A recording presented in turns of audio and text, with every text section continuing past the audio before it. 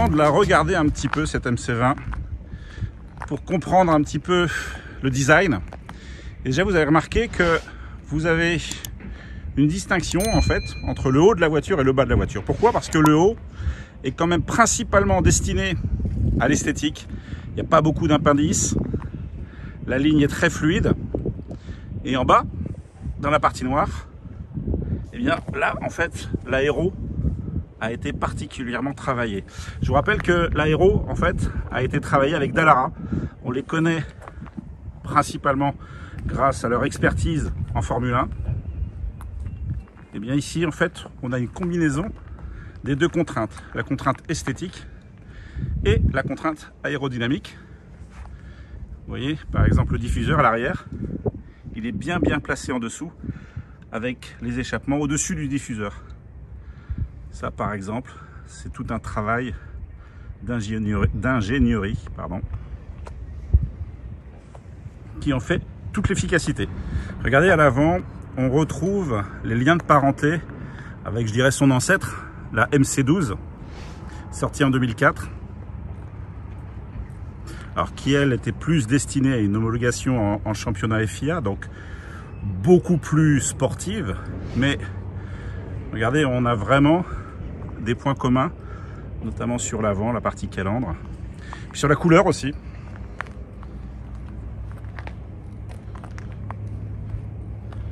Avec ce Bianco qui est en fait un mélange de blanc, de bleu.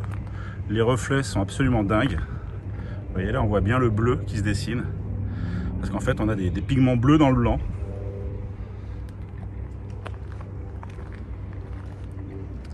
Tiens d'ailleurs les amis, elle s'appelle MC. Qu'est-ce que ça veut dire MC? Allez, je ne vais pas vous le dire. Je vais vous laisser le mettre en commentaire.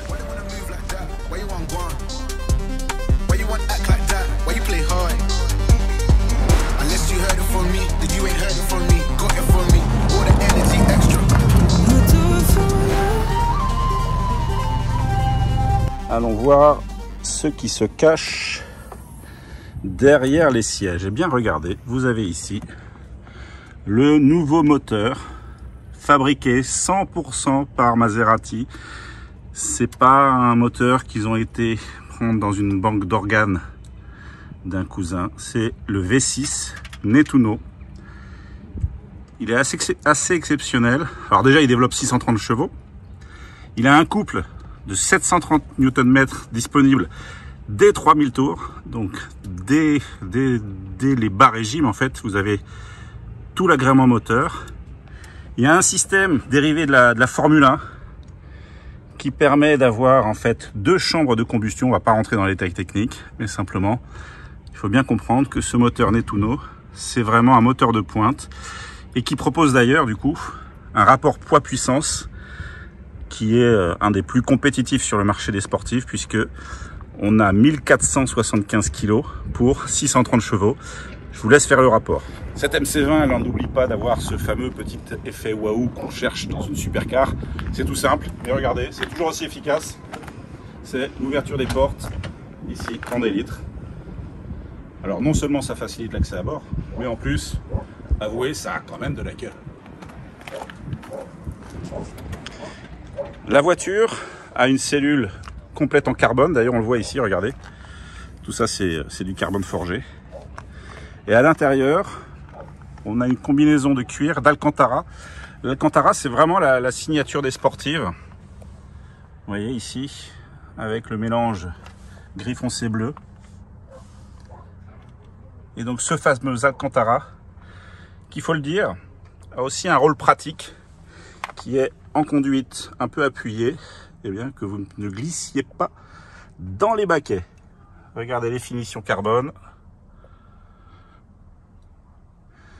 C'est là qu'on voit qu'elle est quand même assez typée GT, parce que les sièges sont pas non plus en bois et complètement enveloppants. Ça reste souple avec quelques réglages électriques. C'est Sabelt qui a développé les sièges. Là c'est pareil, c'est du Made in Italia. Et puis un petit coup d'œil sur ce volant. Il y a des choses à dire sur le volant. Le volant de la MC20 a fait l'objet de pas mal de développement. Et petit clin d'œil au passé par l'ingénieur qui avait travaillé précédemment sur la MC12 sortie en 2004. Je dirais la supercar avant la MC20. Et en fait, il reprend certaines dimensions et notamment l'épaisseur ici du cintre de cette fameuse MC12. Mais il n'oublie pas d'être moderne parce que regardez le mélange carbone, Alcantara. Le bouton de démarrage est désormais sur le volant. Et ici, on a aussi, bien sûr, le launch control. Il y a même un coffre, 110 litres à l'arrière. Regardez, on peut mettre un sac, une veste, une perche. Et à l'avant, il y a 47 litres. Si vous faites le calcul, 110 et 47, je vous le dis, ça fait 157.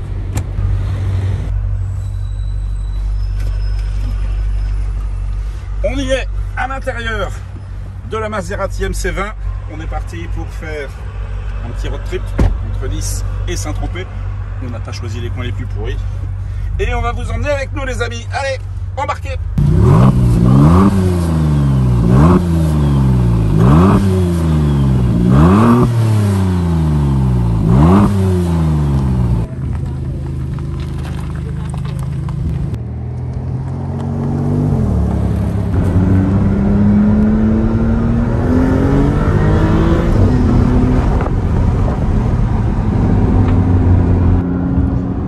Ça y est, on a atteint les petites routes assez sympathiques, il y a du virage.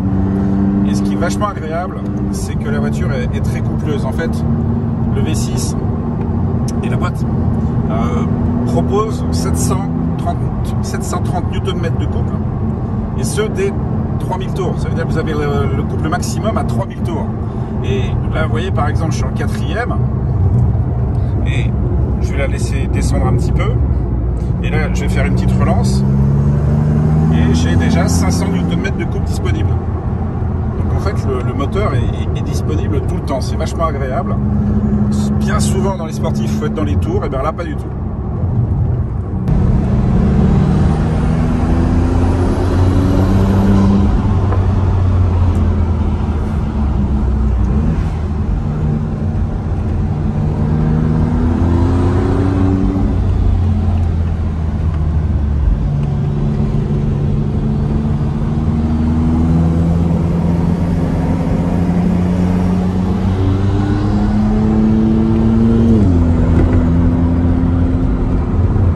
Amis, j'en profite de ce petit arrêt dans ce panorama sublime pour vous parler d'un détail, un de plus, la couleur de cette MC20. Regardez, ça c'est la couleur officielle du lancement de la voiture et en fait ça s'appelle le Bianco Audace. Alors excusez-moi pour l'accent pas italien, mais vous voyez bien ici les reflets de bleu. Alors en fait c'est pas un blanc pur. C'est un mélange de blanc et de bleu. Pourquoi? Parce que comme cette voiture fait hommage aussi au passé de la marque, et bien en fait ce sont les deux couleurs qui ont été utilisées notamment sur les Birdcage en course. Et donc là vous avez ici tous les reflets sous ce beau soleil azuréen.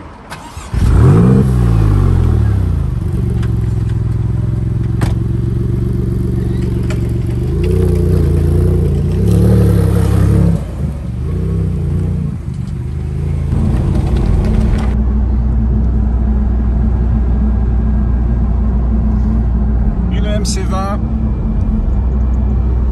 la Méditerranée, le soleil. Qu'est-ce qui nous manque pour être heureux là? Pas grand chose je crois. Hein.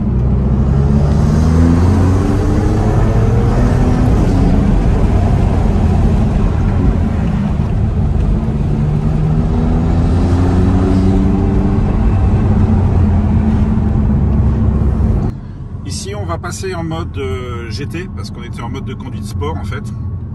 Et on sent tout de suite la différence, notamment au niveau des suspensions, puisque ça agit sur les suspensions. Et vous voyez, là, on est en train de se balader tranquillement en bord de mer. Et du coup, la MC20 devient vraiment même confortable, puisque la réponse à l'accélérateur est plus douce, parce que les suspensions sont plus douces, parce que les clapets d'échappement s'ouvrent plus tard, et du coup là on est vraiment dans une vraie GT. Elle est assez polyvalente hein, cette voiture.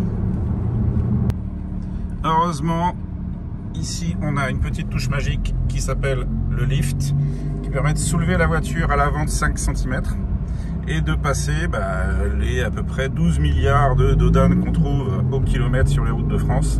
En tout cas, ça préserve la belle lame en carbone. Regardez ici, on a un rétroviseur arrière digital, en fait, c'est un écran. C'est assez perturbant au départ parce que je dirais que la vision n'est pas forcément la même que la vision réelle. Donc, en fait, quand on passe de la route à l'écran, l'œil a un petit peu de mal à s'habituer. Mais regardez, on va passer en mode normal, c'est-à-dire sans la caméra, et vous allez voir la différence sur la visibilité arrière. Tout d'un coup, on voit beaucoup moins bien. Donc pour des raisons de sécurité, on va la remettre.